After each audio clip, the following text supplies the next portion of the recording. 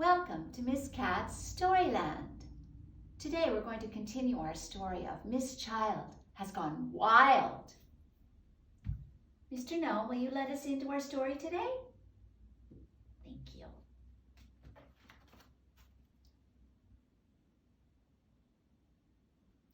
Let me take out the bookmark, saving our place. Oh!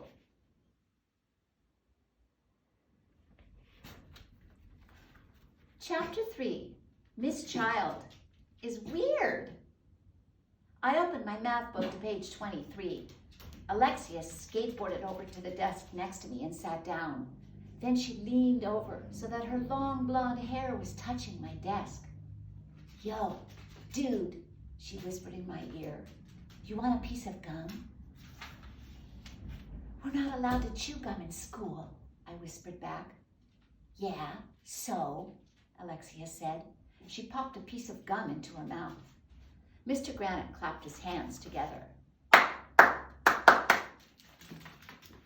"Okay," he said. "Maybe now we can finally get to our math lesson." I glanced sideways and saw that Alexia was writing something on a little scrap of paper. She folded it up and tossed it on my desk. I opened up the note. It said, "I hate math."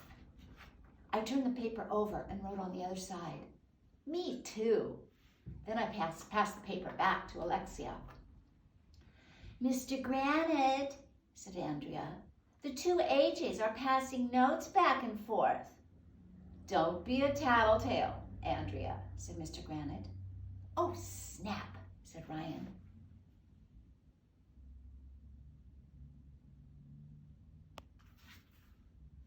"Nah, boo-boo" on Andrea, in her face. I was going to say something mean to her, but you'll never believe who poked their head into the door at that moment. Nobody. Why would anyone poke their head into a door? That would hurt. But you'll never believe who poked their head into the doorway. It was a lady. She had something around her neck, and it wasn't a necklace. It was a snake. "Eek!" screamed all the girls. "A snake!" They were all freaking out. "I'm scared," said Emily, who's scared of everything.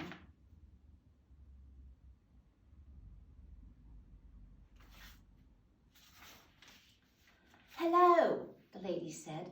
"I'm Miss Child, and I work at the zoo." We're in the middle of our math lesson right now," said Mr. Granite. "To what do we owe the pleasure of your company, Miss Child?" "That's grown-up talk for, what are you doing here?" "Mr. Klutz said I could stop in and show the kids our newest friend at the zoo," said Miss Child. "We named him Pumpkin. Isn't he adorable?" "No," said all the girls. I had to admit that Pumpkin was pretty adorable, but I wasn't about to say so because I never say anything is adorable. "Do you want to touch Pumpkin?" asked Miss Child. "No," shouted all the girls. "Yes," shouted all the boys, plus Alexia. We lined up to touch Pumpkin. "Snakes are cool," said Alexia. "I saw snakes back home in Puerto Rico all the time." I thought Pumpkin was going to be all slimy and disgusting, but he wasn't. He didn't bite me or anything.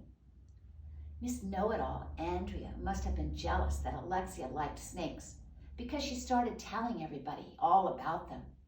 "Did you know that snakes are deaf?" said Andrea. "They pick up vibrations through their jawbones, and they smell with their tongues." What a brown-noser. "That's true, Andrea," said Miss Child. "Hey, do you kids want to see something really cool?" She reached into her pocket and pulled out a big, hairy spider. "Ooh!"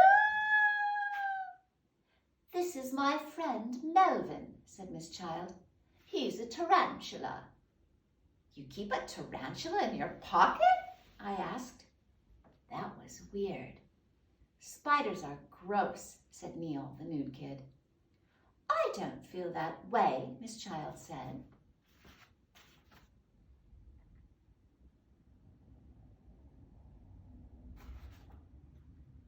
At the zoo, we appreciate all living creatures, large and small,